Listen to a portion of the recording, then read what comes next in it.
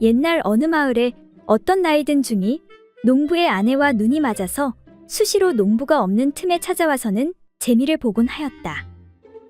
어느 날도 둘이서 이불 속에서 열기를 뿜고 있었는데 부인, 오늘도 정말 끝내주는구려. 그때 뜻밖에도 밖에서 농부가 들어와서 문을 꽝꽝 두드렸다. 여보, 문 열어. 대체 왜 문을 잠갔어? 뭐 하고 있는 거야? 중은 눈앞이 캄캄하여 허둥지둥 옷을 찾는데 너무 급한 나머지 한쪽 버섯만 신고 뒷문으로 도망갔다. 부인은 눈을 비비면서 문을 열어주었다. 미안해요. 깜빡 잠이 들어서 그만. 뭐야, 벌써부터 잤단 말이오? 어떤 놈이랑 놀아난 것 같은데 사내 놈을 끌어들인 것 아니야? 아니, 무슨 소리 하는 거예요? 갑자기 감기가 들었는지 피곤해서 견딜 수가 있어야지요. 그래서 일찍 들어누웠어요. 잘 때 자더라도 밥은 먹고 자야지. 어서 저녁이나 차려오시구려. 그런데 그때 무엇인가 농부의 발에 걸리는 것이 있어 당겨보니 낯선 버섯 한 짝이었다. 아니 이게 뭐야? 못 보던 버선인데 크기를 보니 딱 사내 놈 것인데. 그러나 그것만 가지고 아내를 족치기에는 증거가 부족했으므로 농부는 어찌할 수 없었다. 그리고 며칠 후 나이든 중이 농부의 집을 찾아왔다. 어서 오십시오. 스님, 무슨 볼일이라도 계십니까? 네, 그것을 돌려받기 위해서 왔다네. 그것이라니요? 뭐 말입니까? 시침이 떼지 말게나. 부처님의 버섯 말이야. 자네 처가 아기를 원하기에 영어 믿는 그것을 빌려준 것인데 여러 날이 지났으니까 이젠 틀림없이 아이가 들어섰을 게야. 어서 빨리 돌려주시게나. 이에 농부가 놀라며 말하길. 저는 그것도 모르고 버선이 너무 꼬질꼬질하고 냄새가 심해 태워버렸는데 어떻게 합니까? 이런 부처님 버선을 태워버리다니 이를 어쩐단 말인가? 이에 고민하던 농부가 말하길. 그렇다면 스님, 아이가 태어나면 스님께 맡길 터이니 스님이 잘 키워주십시오.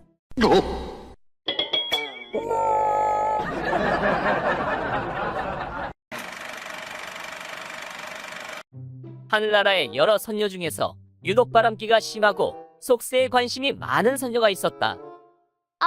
하늘나라는 너무 따분해. 재미있는 것도 하나 없고. 여기 있는 도령들은 순진해서 하늘구실도 제대로 못하고. 심심해 죽겠네. 그러다 어쩌다 어느 선배 선녀가 지상에서 나무꾼을 만나 열정적인 사랑을 나누고 아들딸 낳고 잘 살았다는 이야기를 알게 되었다. 옳거니? 바로 이거야. 그렇게 해서 선녀는 남자를 찾아 지상으로 내려오게 되었다. 지상으로 내려온 선녀는 어느 깊은 산 속에 조그만 연못으로 찾아갔다. 선녀는 듣던 대로 옷을 훌훌 벗어 잘 보이는 곳에 놓아두고 목욕을 하기 시작했다. 그러자 얼마 지나지 않아 젊고 잘생긴 나무꾼 하나가 나타나는 게 아닌가? 선녀는 가슴이 두근거리기 시작했다. 옳지. 드디어 나의 수건을 원없이 풀게 되는구나. 저 잘생긴 나무꾼이 틀림없이 내 옷을 훔쳐가겠지? 하지만 이상하게도 나무꾼은 도끼로 나무를 패다가 선녀가 있는 쪽을 슬쩍 한번 바라보더니 다시 도끼로 나무만 패는 것이었다. 뭐야? 아직 날 못 본 거야? 이상하게 생각한 선녀는 좀 더 나무꾼 근처로 자리를 옮기고 다시 기다렸다. 하지만 나무꾼은 선녀를 본 채 만취하고 계속해서 나무만 패는 것이었다. 아니, 도대체 왜 안 오는 거야? 기다리다 못한 선녀는 할 수 없이 옷을 주워 입고 나와서 나무꾼에게 다가가 항의했다. 이봐요, 나무꾼 씨. 소문 못 들었어요? 난 하늘에서 내려온 선녀인데 도대체 왜 날개 옷을 감추지 않는 거예요? 그러자 나무꾼은 당황하며 말했다. 저는 여기 금도끼 준다는 신령님 소문 듣고 왔는데 혹시 못 보셨어요?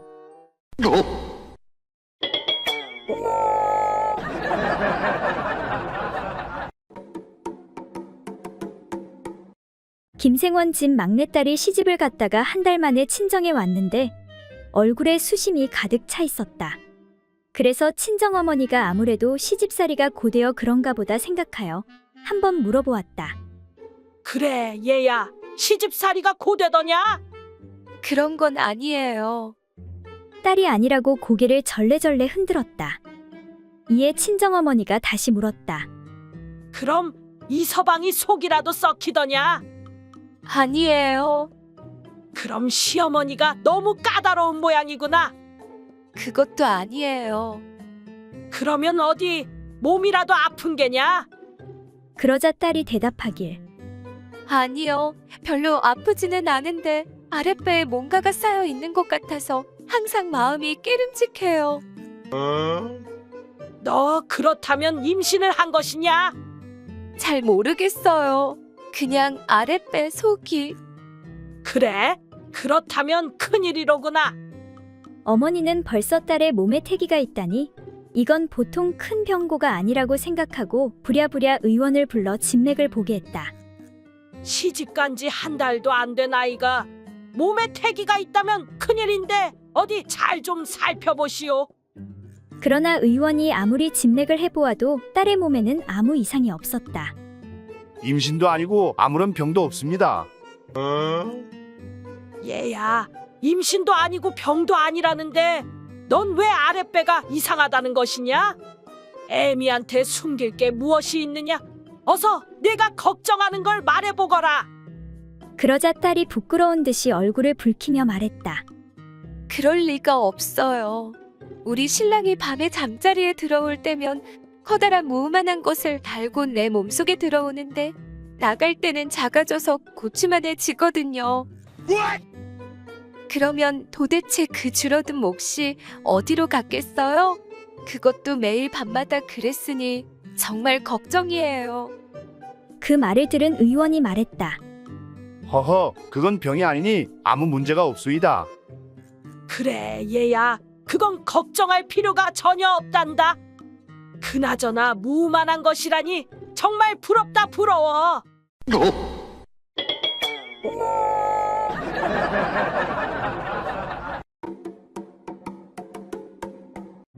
옛날 어느 마을 조대감은 8순이 넘고 첩을 셋이나 들이고 건강하게 장수를 했다. 그러던 어느 날 조대감은 유언장을 남기려고 집사를 부르는데 나도 이제 갈 때가 됐나 보다. 몸이 예전 같지가 않구나. 대감마님, 그런 말씀 마셔요. 아직 창창하신데 왜 그러십니까? 아니다. 요즘엔 숟가락 들기도 힘들구나. 아이고, 그럼 젓가락으로 드시면 되지요. 뭐라고? 아무것도 아닙니다. 그래서 말인데 내 유언장을 남기려고 한다. 예, 대감마님, 말씀하시지요. 내 재산은 첫째에게 다 넘기고 둘째에게는 내 300마지기 땅을 다 넘기고 소랑 돼지는 딸에게 다 넘기겠다. 그럼 저는요? 뭐라고? 아닙니다. 근데 마님한테는 아무것도 없으신가요? 내 그 여편네한테는 한 푼도 안 주겠다. 정말이십니까? 그래, 그리고 내가 죽거든 말이다. 땅에 묻지 말고 바다 한가운데에 뿌려주거라. 아니, 세상에 그런 법이 어디 있습니까? 대감님 선친께서 물려주신 선산에 모셔야지요. 아니다. 꼭 바다에 뿌려주거라. 혹시 그 이유를 물어봐도 되겠습니까? 그 여우 같은 여편네가 말이다. 내가 골로 가면 내 무덤 위에서 덩실덩실 춤을 추겠다고 했다. 그럼 내가 어떻게 편히 쉴 수가 있겠느냐? 누웠다가도 벌떡 일어나지. 그러니 바다에 뿌리거라. 어디 한번 춤을 출 수 있나 보자꾸나. 그때 옆에서 몰래 듣고 있던 부인이 이놈의 영감탱이, 그럼 배 위에서 춤을 추면 되지? 하니 다시 조대감이 이런 썩을 좋다. 그럼 바다에 뿌리지 말고 절벽에다 뿌리거라.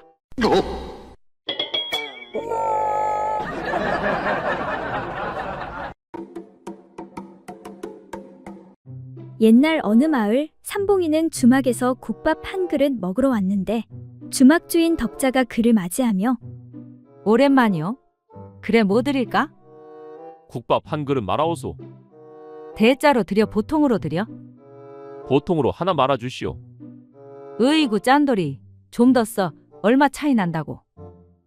이 사람아. 내가 돈이 아까워서 그러는 것 같아. 그냥 요즘 날도 덥고 배가 안 고파서 그러지. 그게 다 나이 먹고 늙어서 그런 거요. 국밥 대짜 하나 소화도 못 시키고. 이 사람이 듣자 하니 사람을 무시하네. 내가 이래봬도 젊었을 땐 먹는 건 장사였어. 하루에 6끼는 기본이었고 두부도 20모씩 간식으로 먹었는데 이 사람이 허풍은 무슨. 어떻게 사람이 두부를 20모씩 먹는다고 그래. 그것도 간식으로. 진짜라니까. 나랑 내기해볼죠. 그래. 심심한데 해봅시다. 그럼 내가 이기면 뭐 거시기 한 번 주나? 주긴 뭘 줘 이 인간아. 그래 좋다. 좋아. 내 한 번 주지. 대신 못 먹으면 국밥 10그릇 값을 치르는 거야. 그래 알겠네. 그럼 내 잠깐 어디 좀 다녀오겠네. 30분만 기다리소. 아이고 입만 살아가지고 쫄아서 도망가는구먼. 그렇게 30분이 지나자 자 이제 슬슬 시작해볼까? 아니 진짜로 왔어? 그럼 왔지. 내가 도망이라도 갈 줄 알았어. 얼른 두부나 가져와 보소. 그렇게 두부가 준비되고 삼봉이는 두부를 먹기 시작하는데 20모였던 두부는 점점 줄어들었고 어느덧 3개가 남았는데 이러다 진짜 다 먹는 거 아니야. 이거 좀 곤란한데 어떡하지? 아이고 이제 더 이상 못 먹겠다. 배 터지겠네. 똥꼬에 두부가 걸쳤어. 거보소. 내 뭘 했어. 절대 안 된다니까. 아니 30분 전에 옆에 주막 미자댁에서 연습으로 다 먹었는데 실전에선 안 되네. 하는 수 없구려. 내기는 내기니 국밥 10그릇 외상 달아놓으소. 줬어. 원래는 안 되는데 매상도 올려줬으니 내 한 번 줄 테니 방으로 따라오시오. 정말이요? 고맙소. 대신 3개 못 먹었으니 위 아래 뒤는 손 떼지 마시오. 아니 그게 무슨 소리요? 하니 덕자가 말하길 윗입, 아랫입, 뒷입은 손 떼지 말라고 이 양반아.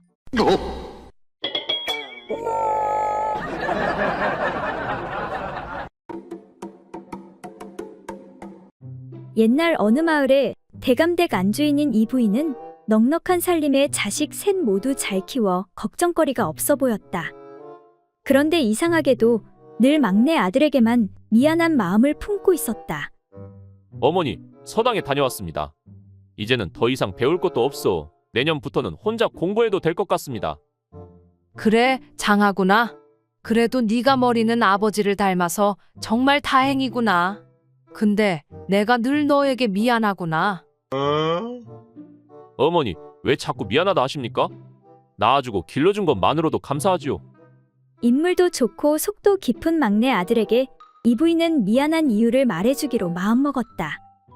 이제 너도 15살이 되었으니 좀 있으면 장가가야 하지 않겠니? 그 생각만 하면 너에게 늘 미안하구나. 어머니 무슨 말씀이신지요? 이어미가 장남 일복이를 가졌을 때 매일 밤마다 가지가 땡겨서 가지만 먹었단다. 그래서인지 일복이 바지 속에 가지만 한 것이 자리를 잡았지. 아무튼 정말 미안하구나. 어머니 무슨 말씀인지 모르겠습니다. 일복이 형은 얼굴도 매주 같고 머리도 영 아니잖아요. 하지만 일복이 따라다니는 계집들이 동네 한 바퀴지 않느냐. 아 그러게 말입니다. 정말 희한하네요. 이 부인은 계속 말을 이었다. 그리고 말이다. 둘째 이순이를 가졌을 때 이어미가 매일 밤 수박을 2통씩 먹었단다. 네 그래서요?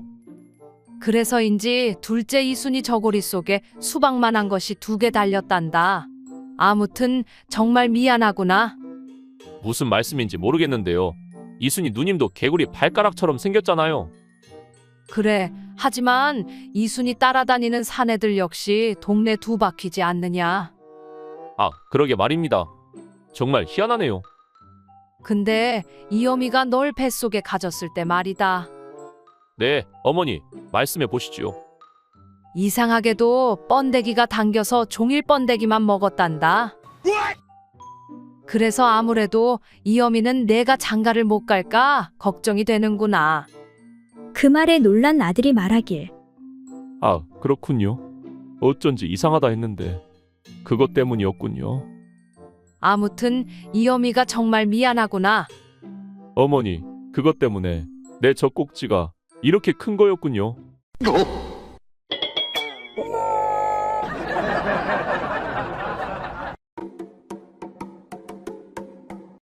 옛날 어느 마을에 머슴 삼봉이는 과부 금자의 집에서 일한 지 3년이 다 되어 갔다. 어느 날 삼봉이는 금자 앞을 찾아가는데 마님, 밤새 편안하셨는지요? 그래, 잘 잤구나. 볕도 좋고 오늘 참 날이 좋구나. 마님, 다름이 아니라 제가 마님 댁에 온 지 3년이 다 되었습니다. 제가 이 집에서 3명 분을 일하는 건 잘 아시지요? 그래서 말인데 이제 품삯 좀 올려주시면 어떨까 해서 말입니다요. 내가 3명분을 일한다고? 그러면요, 틀림없지요. 그럼 내 품삯을 올려주는 게 아니라 일을 안 하는 그 게으른 2명을 찾아 혼내는 게 먼저 아니겠냐? 네? 무슨 말씀이신지? 농이다, 농. 내 녀석이 일 열심히 하는 건 나도 잘 알지. 안 그래도 그러려고 했다. 감사합니다요, 마님. 대신 내가 쉬운 문제 하나 낼 터이니 맞춰보거라. 그럼 품삯을 올려주도록 하마. 네, 마님, 그것이 무엇이옵니까? 삼봉이 내 놈 몸에 있는 건데 길고 넓적하니 생겼고 가에는 털이 보송보송 나 있고 가운데는 촉촉하니 젖어 있는 게 무엇이더냐? 아, 그게 참말로 마님도 남사스럽게 그걸 제 입으로 말해야 하나요? 그래, 어서 말해보거라. 아무리 그래도 마님 앞에서 아따 겁나게 쑥스럽구먼요. 그건 바로 제 아랫도리에 달린 그 뭐냐, 거시기 아닙니까요? 땡, 틀렸다 이놈. 네, 그럼 무엇입니까? 바로 내 놈 눈알이다. 이 은큼한 놈, 너는 항상 그런 생각만 머릿속에 가득하구나. 죄송합니다요, 마님. 그래, 문제를 틀렸으니 품삯을 올려줄 수가 없구나. 아이고 마님, 한 번만 더 기회를 주십시오. 부탁드립니다요. 그래, 그렇다면 내 특별히 한 번 더 기회를 주겠다. 이따 밤에 아무도 몰래 내 방으로 찾아오너라. 내 방에 와서 내 몸에 있는 걸 한번 맞춰보거라. 그럼 또 다른 상을 줄 것이니라. 네? 마님 무슨 말씀이신지요? 둥글럽적하니 생겼고 가에는 털이 보송보송 나 있고 가운데는 촉촉한 것 말이다. 그렇게 그날 밤 삼봉이가 문제를 맞췄는지 틀렸는지는 아무도 모른다고 한다.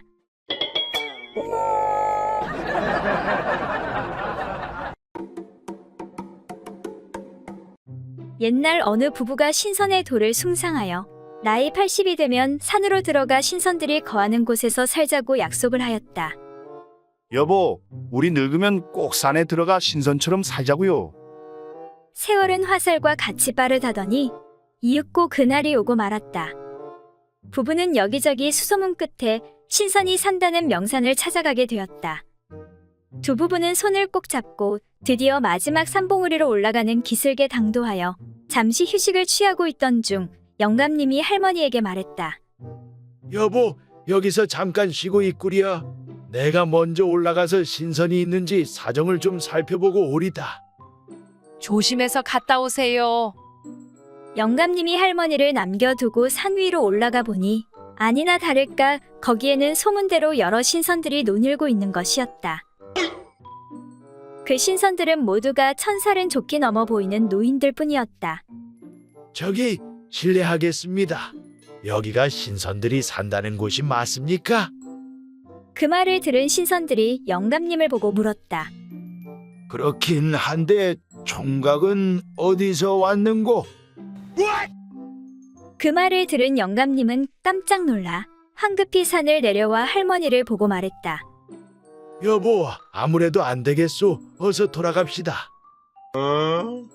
할머니가 이상해서 이유를 물었다. 아니, 여기까지 와서 다시 돌아간다니 무슨 말씀이요? 그래, 신선은 만나봤어? 그러자 할아버지가 말했다. 아니 글쎄 신선이 나를 보고 총각이라고 하지 않겠소? 할멈이 가면 틀림없이 처녀라는 소리를 듣게 될 텐데 그러면 당신 마음이 이상해져 신선이랑 놀아날지도 모르는 것 아니요? 그러니 그냥 내려갑시다.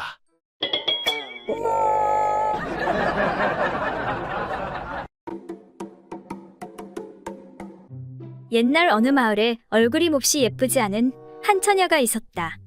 그래서 처녀의 부모는 딸을 시집 보내지 못할까봐 무척 걱정하고 있었다. 그런데 마침 동네 어리숙한 한 총각과 혼인이 이루어지게 되었다. 하지만 부모는 혹시 신랑이 첫날 밤에 딸의 얼굴을 보고 못생겼다고 돌아보지 않으면 어쩌나 하고 전전긍긍했다. 얘야, 첫날 밤에 어떻게 하는지 분명히 알겠지? 그래, 네 엄마가 하라는 대로만 하면 아무 문제 없을 게야. 예, 걱정 붙들어 매세요. 그렇게 딸은 첫날 밤을 보내게 되었고 걱정이 된 부모는 첫날 밤 신방 앞에서 거의 뜬 눈으로 밤을 지샜다. 다음 날 아침 딸이 신방에서 나오기에 부모는 얼른 딸을 불러 붙잡고 물었다. 그래, 얘야. 아무 일 없이 무사히 잘 잤니? 혹시 신랑이 내 얼굴을 보고 못생겼다고 실망하거나 무슨 말을 하지 않았니? 밤새 걱정이 되어 잠을 한숨도 못 잤단다. 그 말에 딸이 웃으면서 대답했다. 엄마, 걱정했어요. 이제 걱정하지 않아도 돼요. 그러니까 신랑이 처음에는 내 얼굴을 보고 좀 실망하는 것 같았어요. 그런데 옷을 벗고 함께 잠자리를 해보고는 아주 좋다고 하면서 칭찬을 많이 했어요. 싱글벙글 웃으면서 이렇게 대답하는 딸을 보고 부모는 비로소 마음을 놓았다. 그래, 내 말을 들으니 이제 한시름 놓이는구나. 헌데 신랑이 무어라 칭찬하더냐? 네, 그러니까 신랑이 말하길. 그 참, 얼굴은 못생겼지만 잠자리 하나는 별미로구나. 그 맛이 정말 별미야. 라고 하며 칭찬했어요. 딸의 이 말을 듣는 순간 모친이 손뼉을 치며 외쳤다. 그러면 그렇지. 우리 집 여자들 치마미 그 맛이 별미라는 건 온 동네 남자들이 다 알지.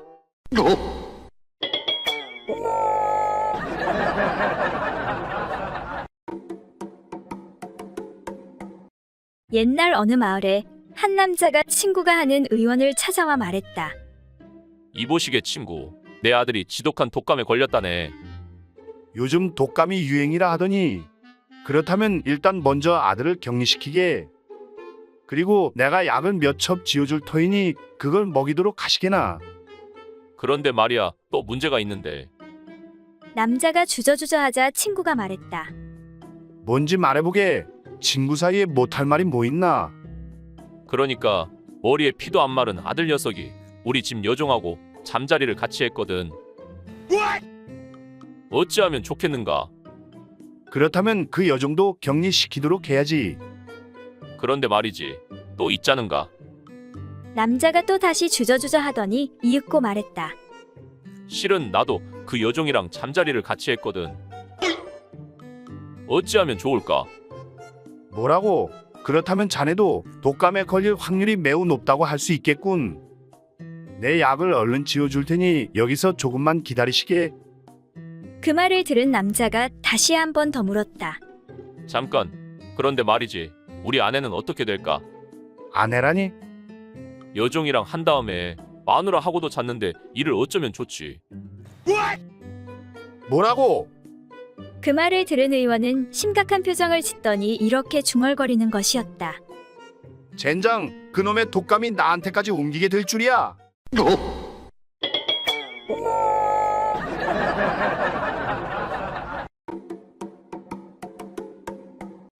옛날 어떤 부부가 하찮은 일로 서로 싸우다가 부인이 몇 대 맞고는 분함을 이기지 못하여 저녁도 짓지 않고 헝클어진 머리로 아랫목에 누워 신음하고 있었다. 아이고 내 팔자야. 아이고 분해. 아이고 분해. 남편도 역시 크게 화가 나 말을 하지 않고 물러가서 윗목 구석에 누웠다. 그렇게 밤이 되어 남편이 잠에서 깨어보니 아내가 아직도 화가 나서 누워 있는 것이었다. 곰곰이 생각하여 보니 남편은 오히려 아내가 불쌍한 생각이 없지 않아 달래줄까 하는 마음에 잠자리를 같이 하려 하였으나 그 뜻을 표현하지 않고 자는 척 하품을 하면서 몸을 굴리다가 한 팔을 아내의 가슴 위에 얹었다. 그러자 아내는 그 손을 잡아 던지며 아니, 이 손으로 나를 때렸는데 왜 내가 가까이 하겠소? 하고 말하였다. 남편은 속으로 웃으면서 얼마 후에 또 한쪽 다리를 들어 아내의 허벅지 위에 올려놓자 아내는 그 다리를 잡아 던지며 이 발로도 나를 찼으니 내 어찌 가까이 하겠소? 라고 말하였다. 남편은 속으로 다시 웃으면서 다리를 뻗치고 허리를 펴면서 자신의 물건을 내밀어 아내의 등 뒤에 닿게 하자 아내는 곧 두 손으로 남편의 물건을 잡고 어루만지더니 확 꺾어버리는 것이었다. 그러면서 말하기를 너야말로 진정한 나의 원수로다. 너는 이때까지 한 번도 나를 기쁘게 해준 적이 없도다.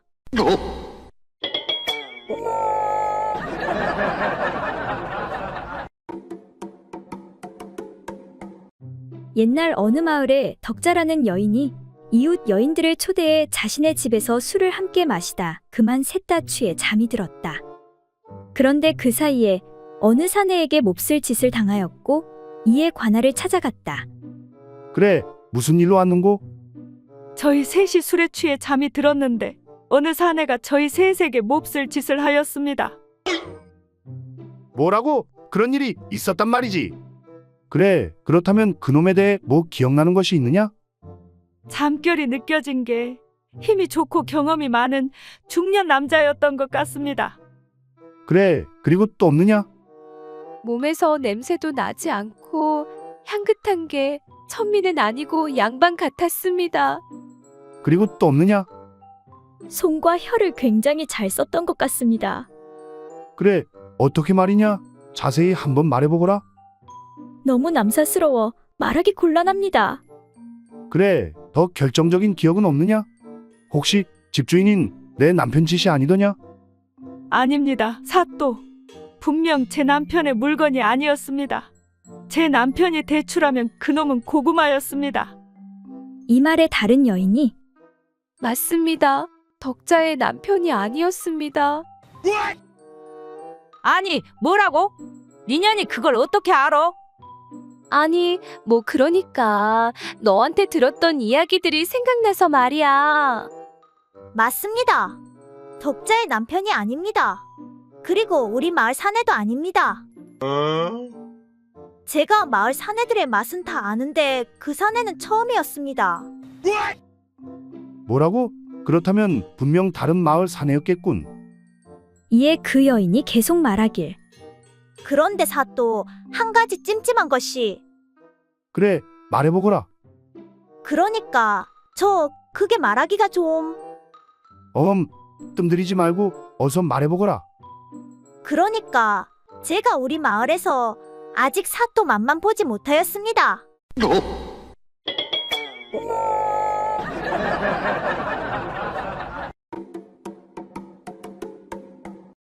옛날 어느 마을에 가난하지만 착하게 사는 덕팔이라는 혹부리 총각이 있었다.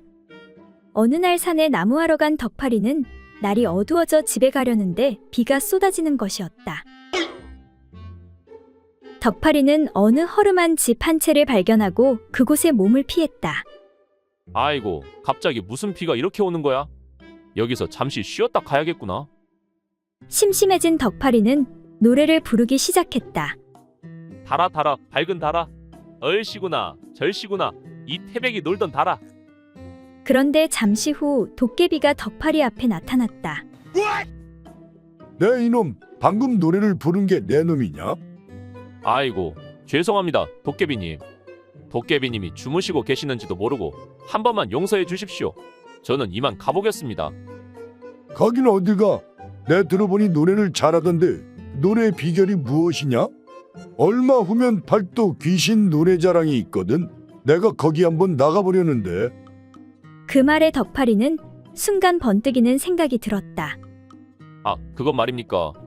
바로 이 턱에 달린 노래 방울 주머니 때문에 노래를 잘 부를 수가 있습니다. 오호, 그렇단 말이지. 그럼 그 주머니를 나에게 넘기거라. 그렇다면 내가 금은보화를 주겠다. 정말이십니까?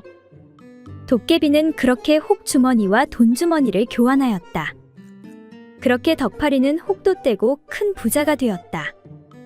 한편 이 소식을 들은 이웃 마을 욕심 많은 혹부리 총각은 그날 밤 냉큼 그 허름한 집으로 달려가 노래를 불렀다. 얼씨구 절씨구 아리랑 쓰리랑 아라리가 났네. 그러자 잠시 후 다른 귀신들이 나타났다. 내 이놈, 방금 노래를 부른 게 내 놈이냐? 네, 그렇습니다.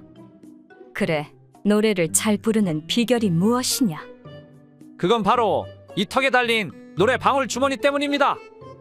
그래, 그런데 방울 주머니가 한 개뿐이 없느냐? 네, 한 개뿐입니다. 우리 셋이 이번에 팔도귀신 노래자랑에 왕방울 자매로 나가야 하거든.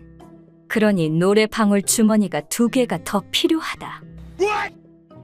금은 보화를 줄 테니 어서 2개를 더 내놓아라. 아이고, 귀신님, 주머니는 한 개뿐입니다요. 정말입니다. 어림없는 소리. 비슷한 방울 주머니라도 내놔라. 분명 어디 다른 곳에 숨겨놓았을 것이다. 만약 뒤져서 나오면 죽을 줄 알아라. 아이고, 귀신님, 잘못했습니다. 살려주십시오.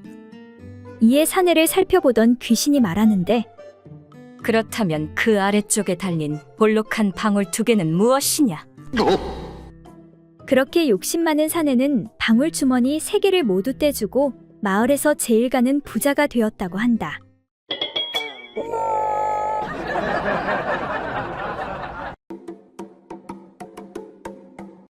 옛날 어느 마을에 나이 많은 어떤 정승이 있었는데 생각이 깊어서 국가적인 큰일에만 관심을 가졌고 자질구레한 집안일에는 전혀 관심이 없었다. 한 번은 집에 있으니 머슴 덕세가 앞에 와서 호소하기를 대감마님, 제가 장작을 다 패고 나서 조금 쉬고 있는데 사머리년이 와서 저보고 맨날 놀고 잠만 잔다고 시비를 걸어 서로 싸웠습니다. 사머리가 계속 저를 꾸짖으면서 잘난 체를 하니 하도 억울해서 대감마님께 하소연하는 것이 옵니다. 사머리 좀 야단쳐 주십시오. 라고 하는 것이었다. 이를 들은 정승은 그래, 듣고 보니 내 말이 옳구나. 그러니 나가서 하던 일이나 계속하거라. 하고 달래어서 보냈다. 얼마 후 조금 전에 덕세와 싸운 사머리가 화가 잔뜩 나서 들어와 아뢰었다. 대감마님은 잘 모르셔서 그러시지만 덕세가 이 집에서 제일 게으른 게 사실입니다. 밤에 힘쓸 줄만 알지 제대로 하는 것이 하나도 없어. 보다 못해 싸운 것이니 제 잘못이 아니고 덕세 잘못이 옵니다. 그런데 그 덕세 말만 듣고 옳다고 하셨으니 저는 너무나 억울합니다. 이 말을 들은 정승이 또한 말했다. 내 말도 옳으니 울지 말고 가서 일하거라. 옆에서 이러한 정승의 처사를 보고 있던 조카가 앞으로 나와 목소리를 높였다. 아니 숙부님, 두 사람이 싸웠으니 한쪽이 옳으면 한쪽이 그른 것인데 어찌 양쪽이 모두 옳다고 하십니까? 이 말에 정승은 조카를 쳐다보고 말했다. 그래, 내 말 또한 역시 옳은 말이다. 그렇게 조카가 물러나고 잠시 후 의원에 갔다 온 부인이 대감 앞에 나왔다. 그래, 의원은 잘 갔다 오셨어? 무슨 병이라고 하더이까? 아니 글쎄, 내가 요즘 입맛이 없고 기운도 없는 것이 모두 다 양기가 부족해서 그런 것이라 하더라오. 의원이 처방해 주길 이제부터 3일에 한 번씩 대감과 합방하여 양기를 채우면 깨끗이 낫는다고 하더이다.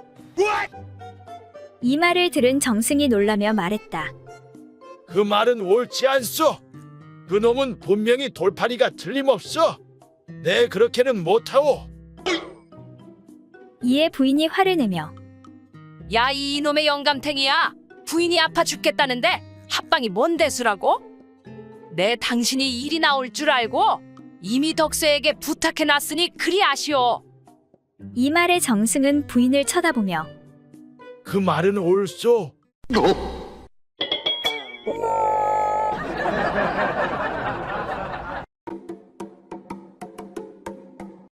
옛날 어느 판서대감의 사위로 박서방이라는 사람이 있었다. 그런데 이 박서방이라는 자는 처갓집 여종에게 눈독을 들이고 있다가 아내의 눈을 피해 여종과 종종 이상야릇한 짓을 하였다. 어느 날 저녁 박서방은 여종에게 가려고 아내가 잠들기를 기다리며 아내의 얼굴을 유심히 쳐다보고 있었다. 그런데 이를 눈치챈 아내가 코를 크게 골면서 자는 척을 하였다. 옳지, 틀림없이 잠들었구나. 박서방은 아내가 정말 깊이 잠이 든 줄 알고 살금살금 여종의 방으로 몰래 들어갔다. 잠시 후 아내는 이때를 놓칠세라 문을 꽉 잠그고 소리쳤다. 도둑이다, 도둑! 도둑 잡아라! 이 소리에 모든 식구가 놀래서 일어났고 판서대감은 종들에게 명하여 도둑을 잡도록 하였다. 도둑이 어디에 숨었는지 어서 찾아보도록 하여라.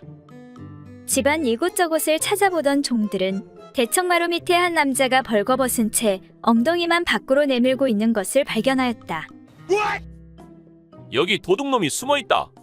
이놈 어서 나오너라. 안 나오면 엉덩이에 불을 붙여버리겠다. 이에 종들이 들고 있던 불로 엉덩이를 지지려 하자 한 여종이 뛰어나와 말리며 말했다. 멈추세요. 저 엉덩이는 틀림없이 서방님 엉덩이입니다. 그래서 종들이 그 남자를 끌어내어 보니 정말 박서방이 아닌가. 다음날 박서방의 아내와 장모가 맛있는 음식을 차려놓고 서방님 엉덩이라고 말한 여종을 불러 음식을 대접하며 말하였다. 너로 인해 서방님께서 큰 변을 몸에 나게 되었구나. 이것은 다 너의 공이다. 그런데 내가 어찌하여 그렇게 서방님의 엉덩이를 잘 알고 있는 것이냐? 그 말을 들은 여종은 얼굴을 붉히며 말했다. 엉덩이에 점이 없는 것이 판서대감님 엉덩이가 아니라 틀림없이 서방님 엉덩이였습니다.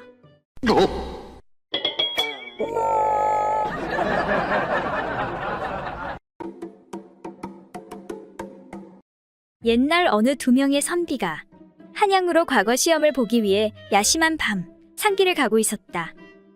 이보시오. 소문 들었소. 여기 밤마다 귀신이 나와서 사람을 잡아먹는다고 하던데.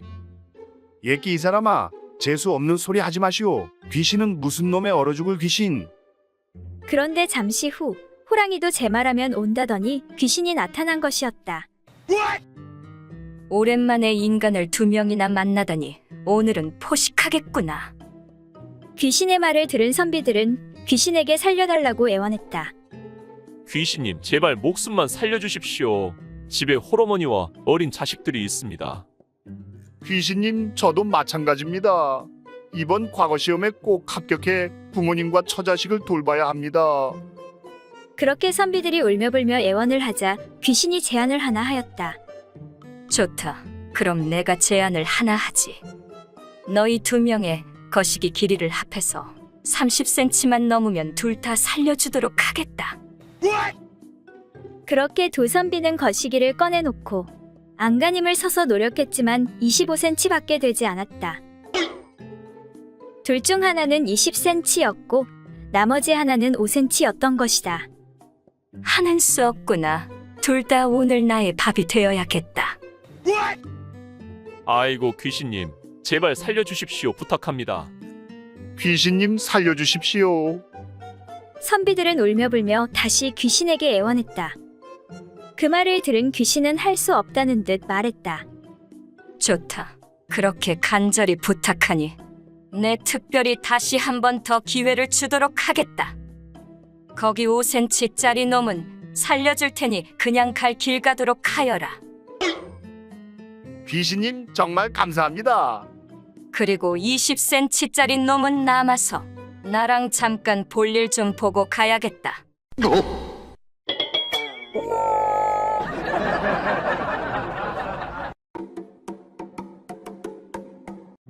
옛날 어느 마을에 가난한 양반갑수는 오늘도 마누라에게 잔소리를 듣는데 여보, 살 다 떨어졌어. 가서 장사라도 하던지 아니면 도둑질이라도 하시오. 허구한 날 책만 보지 마시고 과거에 10번이나 떨어졌으면 이제 그만 포기하시오. 양반이 밥 먹여주는 것도 아니고 아이고 내 팔자야. 그러던 어느 날 갑수는 오랜만에 친구 만길이를 만나 한잔하는데 내 매번 자네에게 얻어먹어 미안하이. 친구끼리 미안할 게 뭐 있나? 여유되는 놈이 사면 그만이지. 근데 갑수 자네 얼굴이 왜 그리 어두워 보이는 겐가? 왜긴 왜요? 집에 있는 멧돼지 때문이지. 재수씨가 왜 그리 순한 여인이? 순하긴 그건 10년도 더 된 신혼 때나 그랬지. 그땐 그냥 막 내가 원하는 대로 누우라면 눕고 엎드리라면 엎드렸는데 지금은 그냥 한 마리의 사나운 야생 멧돼지라네. 나 무서워 죽겠네. 그나저나 자네 재수씨는 그렇게 자네한테 순종한다며. 집에 오면 발도 씻겨주고 밤새 봉사해주고 비결이 도대체 뭔가? 우리 마누라도 처음부터 그러진 않았지. 그러니까 그거 말하자면 좀 복잡하긴 한데 내 친구 중에 창식이라고 있거든. 그놈에게 어찌 다리 건너 겨우겨우 의원 한 명 소개받았다네. 그런데 그 양반이 그 무엇이냐, 궁중 어휘까지 지낸 양반이라 한번 질려보려면 몇 달은 기다려야 한다고. 그래서 창식이한테 부탁해서 어렵게 겨우 만났지. 그런데 꼭 마누라랑 같이 오라고 해서 같이 갔거든. 그랬더니 그 의원이 내 마누라에게 부인이 자꾸 바가지 긁고 말 안 들으면 남편 정력이 날이 갈수록 감퇴하고 얼마 못 살 것이라고 하니 그날 이후로 순한 강아지가 됐지 뭐야. 역시 궁중 어휘까지 지낸 의원의 말이니 믿을 수밖에 없겠군. 이봐 친구, 나도 그 창식이란 친구 좀 소개시켜주게. 근데 자네는 좀 힘들 텐데. 아니, 친구끼리 야박하게 왜 그러나? 소개는 시켜줄 수 있는데 근데 상담비만 50냥인데 자네 돈 있는가?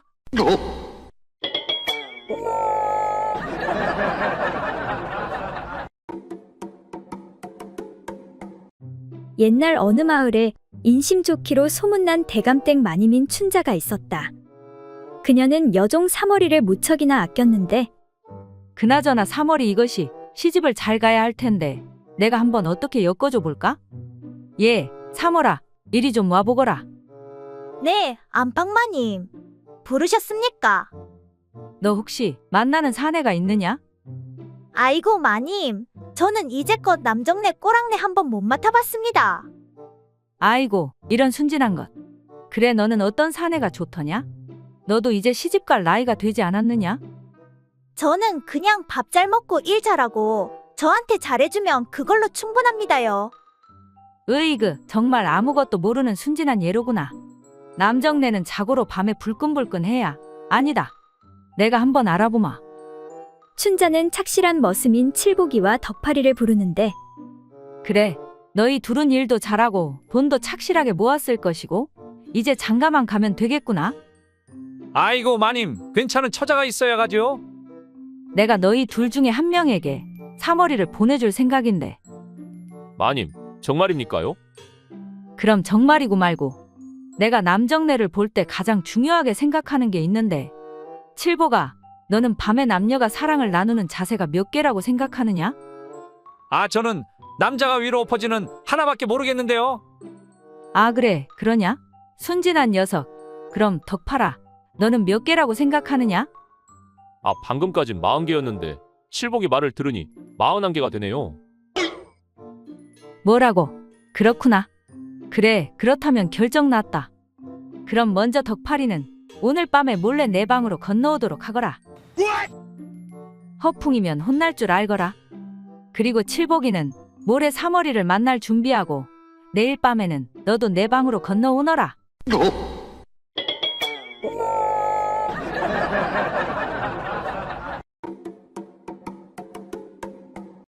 옛날 어느 마을의 한 농부가 장에 갔다가 돌아오는 길에 안면이 있는 스님을 만났다. 스님, 장 보러 나오셨습니까? 그렇다네. 그런데 스님의 소매 끝에 삐죽이 나온 병꼭지가 보이는 것이었다. 아니 스님, 그거 술병이 아닙니까? 혹시 술 드시나요? 농부가 깜짝 놀라 묻자 스님은 몹시 당황해 얼버무린다는 것이 그만. 아닐세. 그러니까 그 무엇이냐. 집에 고기가 몇 점 있어서 조금 곁들이려는 걸세. 아니, 그럼 고기도 드신단 말입니까?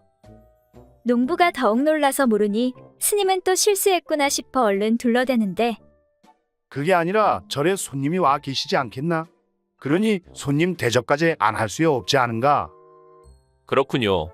어떤 손님이신지 귀하신 분인가 보군요. 한 굽이 넘긴 스님은 안심하며 귀하다마다 오랜만에 장인어른이 오시지 않았겠나? 깜짝 놀란 농부가 다시 물었다. 아니, 방금 장인이라고 하셨습니까?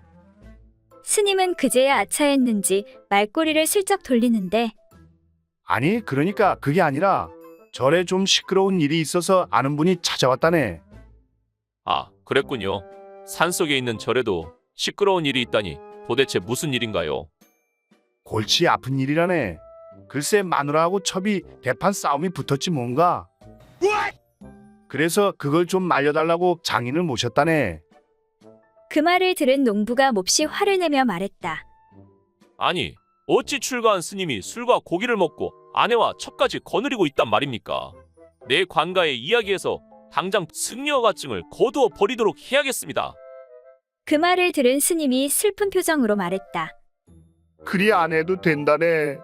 내 작년에 도둑질하다 들키어 이미 허가증을 반납했다네.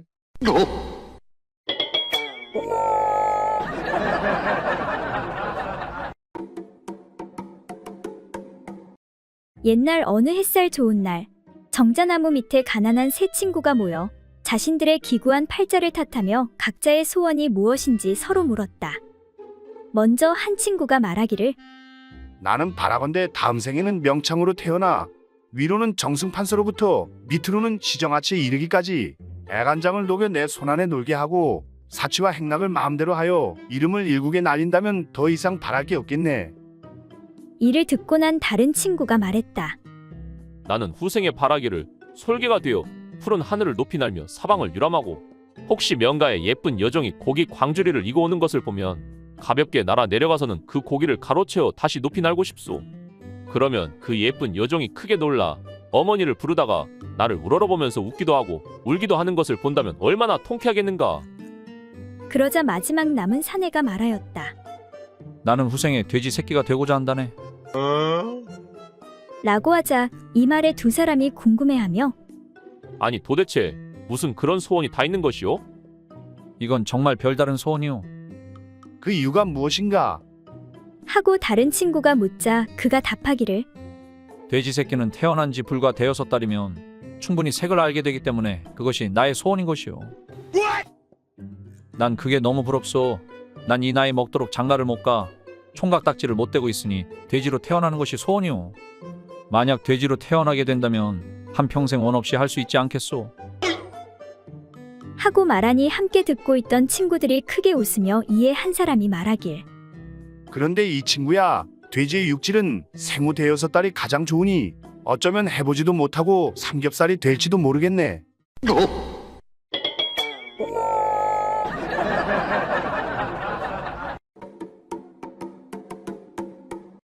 옛날 어느 시골 마을에 젊은 부부가 어린 아들과 같이 살고 있었다. 부부는 어린 아들과 함께 한 방에서 자면서 부부가 잠자리를 가까이 할 때면 언제나 어린 아들을 발치해서 자게 하였다.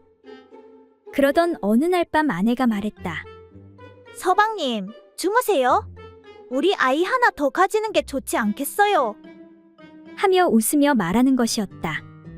이에 아들이 자는 것을 확인한 부부는 잠자리 행사를 즐기기 시작하는데 남편이 아내의 배 위에서 상하 운동을 심하게 하니 자연히 이불이 흔들리고 말려 올라와 자고 있던 어린 아들이 이불 밖으로 밀려나게 되었다.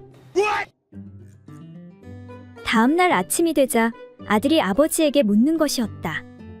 아빠, 간밤에 잠잘 때 이불이 막 흔들리면서 진흙을 밟아 뭉갤 때 나는 소리와 같은 이상한 소리가 나던데 그게 무슨 소리예요? 당황한 아버지는 애써 기색을 감추고 아들에게 둘러댔다. 그러니까 말이지. 그것은 진흙새가 우는 소리란다. 이 말을 들은 아이는 한참 생각하더니 다시 묻는 것이었다. 아빠, 그러면 그 새는 어떤 때에 울어? 왜 매번 밤중에만 우는 거야? 당황한 아버지가 또 말하길. 그 새는 따로 때를 정해 놓지 않고 수시로 온단다. 그리고 너는 아직 어리니까 그런 것은 몰라도 된단다. 그런데 그것은 왜 묻는 것이냐? 아버지가 궁금해 아들에게 물으니 아들이 콧등을 찡그리며 말했다. 나는 그 진흙새라는 새가 울지 않았으면 좋겠어요. 그 새가 울 때면 이불이 들썩거려 추워서 견딜 수가 없단 말이에요. 아버지는 그런 어린 아들이 측은하게 생각되어 머리를 한참 쓰다듬어 주니 아들이 웃으며 말하기를. 하지만 이젠 걱정 없어요. 그놈이 또 울면 새총으로 쏴버릴 거예요.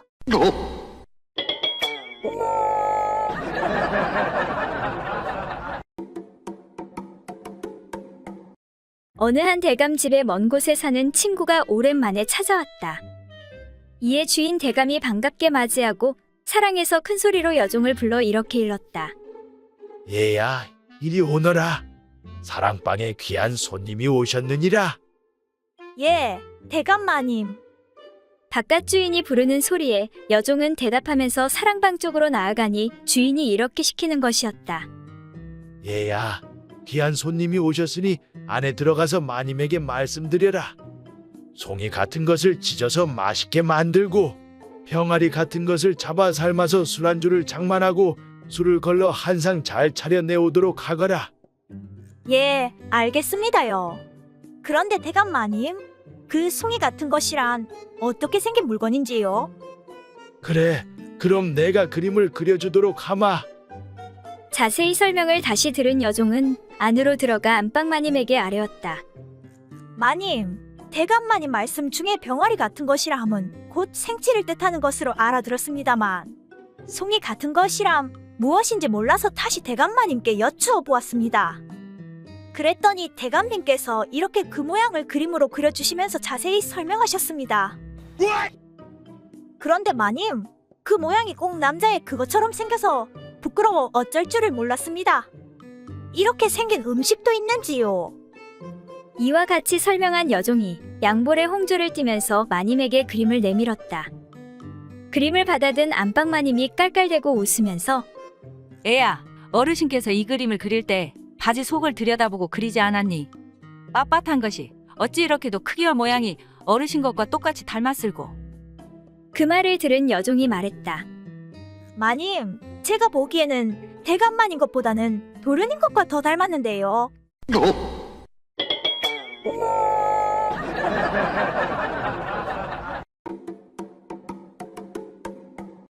옛날 어느 고을에 일찍이 상처를 하고 호라비로 지내는 박진사가 있었다. 한 번은 박진사가 친구의 생일잔치에 초대되어 맛 좋은 새우 요리를 한번 먹어보고는 새우 요리가 너무 먹고 싶구나. 이렇게 늘 입버릇처럼 새우 요리 타령을 하던 차에 생일을 맞이하게 되었다. 마침 짓궂은 한 친구가 커다란 새우 10댓마리를 선물로 사들고 가서 박진사의 몸종을 불러내어 새우 요리하는 방법을 자세히 가르쳐주고는 장난삼아 말했다. 이 새우를 삶으면 내년이 진사 어른과 그렇고 그런 일이 있었는지 없었는지를 당장에 알게 될 것이다. 아니, 그런 것을 어찌 알 수 있단 말입니까? 깜짝 놀란 몸종이 물어보았다. 즉 그러한 사실이 있다면 이 새우는 분명히 빨갛게 될 것이니라. 이 말을 듣고 몸종은 부끄러워하며 부엌 안으로 들어갔다. 친구와 박진사는 이야기꽃을 피우며 이제나 저제나 하고 새우 요리가 나오기만을 고대하고 있는데 한식경이 지나도록 좀처럼 나오지 않는 것이었다. 아니, 왜 이렇게 새우 요리가 안 나오는 게야? 그리하여 박진사가 안에다 대고 소리쳤다. 얘야, 새우 요리는 어떻게 되었느냐? 예, 나으리, 이제 곧 가지고 나갑니다요. 몸종이 부엌 쪽에서 대답했다. 그러나 그 다음에도 상당히 기다리게 한 뒤에야 겨우 몸종이 빨갛게 익어 김이 무럭무럭 오르는 새우 요리 접시를 들고 나와서는 상 위에 내려놓더니 얼굴이 새우보다 더 새빨개져서 박진사를 보고 말했다. 나으리, 그러기에 쇳내가 뭐라고 그랬사옵니까? 금방 들통 날 거라고 여쭙지 않았사옵니까? 이에 깜짝 놀란 박진사가 말하길. 아니 뭐라고? 그렇다면 내 물건이 작고 부실하다는 것이 들통났단 말이냐?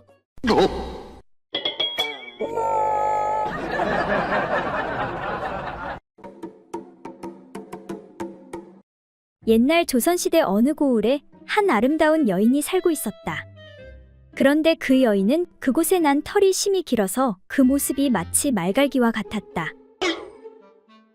그래서 남편이 매번 그녀와 그 일을 할 때마다 손가락으로 털을 갈라 해친 후에야 비로소 그 일이 가능하였다. 그러던 어느 날 부부는 오랜만에 그 일을 하게 되었다. 우리 그 일을 한 지도 한참은 된 것 같은데 오랜만에 재미 좀 보자고. 남편이 평소와 같이 아내의 털을 해치다가 그만 남편의 손톱이 그녀의 그곳에 상처를 입히고 말았다. 아이고, 아파라, 아파. 아내는 너무나 아파서 화를 내며 두 발꿈치로 남편을 걷어차내었다. 남편은 당황하며 아내에게 괜찮냐고 물었다. 아이고, 그거 참 미안하게 됐소이다. 좀 괜찮소? 그러자 아내가 말하기로. 아니, 당신은 다 큰 어른이 어찌 이리도 손이 서투르십니까? 하루 이틀도 아니고 할 때마다 이러니 정말 너무한 것 아니여. 아내의 핀잔을 듣게 되자 남편도 무안하고 화도 나서 아니, 이 여편네가 어쩌다 한 번씩 실수하는 걸 가지고 하늘 같은 남편한테 못하는 소리가 없네. 내 미안하다고 하지 않았소. 당신의 털이 보통 길어야 말이지. 뒷집 김과부랑 할 때는 털이 얼마 없어 이런 실수를 안 하는데 거참. 그러자 아내도 화를 내며 투덜거렸다.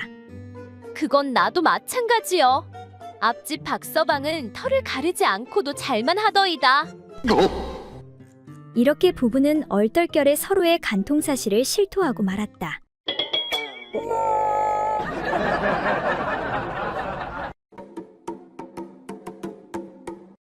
옛날 어느 마을에 나이 80이 된 노인이 젊은 첩과 함께 밤일을 하는데 그 첩이 말하였다. 대감마님, 이렇게 일을 한 후에 만일 잉태하면 사슴을 낳겠어요. 아니, 어째서 사슴을 낳는단 말인가? 사슴 가죽으로 밤일을 하시니 사슴을 낳지 않고 무엇을 낳겠어요? 사슴 가죽이란 부드러워 시들은 노인의 연장을 빗대어 이른 말이었다. 이튿날 노인은 친구들과 함께 술을 들다가 그 일을 말하였다. 이보게들, 나는 간밤에 첩에게 큰 욕을 당했다네. 첩과 더불어 그 일을 하는데 첩이 내 연장을 보고 사슴 가죽처럼 축 늘어져 힘이 없다고 말하니 그게 어찌 큰 욕이 아니고 무엇이겠나. 그러자 다른 친구가 말했다.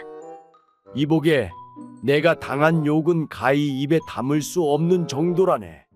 내가 일전에 첩과 함께 밤일을 하는데 첩이 말하기를 지금 선친의 산소 곁을 헤매시옵니까?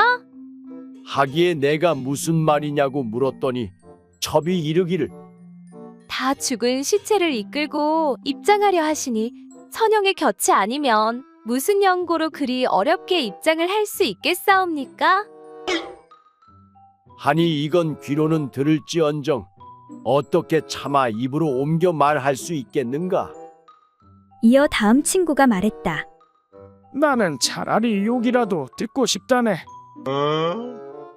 나도 일전에 첩과 함께 밤일을 하는데 첩이 말하기를 대감마님, 지금 살아계시옵니까?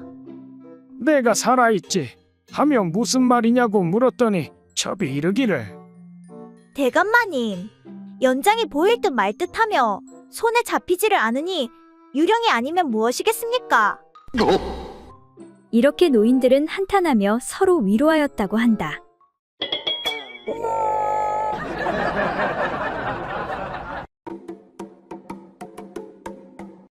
어느 날 서당에서 어린 친구들이 공부는 하기 싫고 심심하기도 하여 이런저런 이야기를 나누고 있었다. 그때 한 녀석이 말했다. 야, 너희들 어떻게 하면 장수할 수 있는지 알고 있냐? 그거야, 삼시세끼 잘 먹고 잘 자면 되는 거지.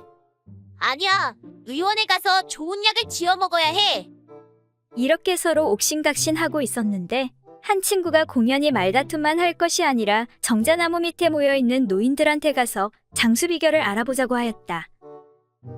할아버지, 올해의 춘추가 어떻게 되셨는지요? 86살 먹었지? 무슨 장수 비결이라도 있으세요? 나로 말할 것 같으면 몸에 해로운 담배를 한 번도 피워보지 않았단다. 그리고 몸에 해로운 술은 한 모금도 안 마시지. 아하, 그렇구나. 또 그 옆에 있는 노인을 붙들고 물었다. 할아버지 춘추는 올해 얼마나 되셨어요? 내 나이는 올해 101살이지. 그럼 무슨 특별한 장수 비결이라도 있으신가요? 나는 평생에 여자를 가까이 해본 적 없이 혼자 살았단다. 너희들도 색을 멀리해. 그럼 나처럼 오래 살 수 있어. 아하, 그렇구나. 그러던 가운데 그 중에서 제일 나이가 많아 보이는 할아버지에게 가서 다시 물었다. 할아버지, 장수하는 무슨 좋은 방법이라도 있으세요? 나는 저 노인들하고는 다르지. 담배 피우고 싶으면 피우고 술 마시고 싶으면 술 마시고 또 기생들하고도 어울려서 인생을 즐겁게 살았지. 사람 인생이 길면 얼마나 길다고. 너희들도 하고 싶은 것 하고 즐겁게 살아. 아하, 이 말이 정답이구나. 근데 할아버지는 춘추가 제일 많으신 것 같은데 금년에 얼마나 되셨어요? 내 나이 말이지. 이제 겨우 40밖에 안 먹었는걸.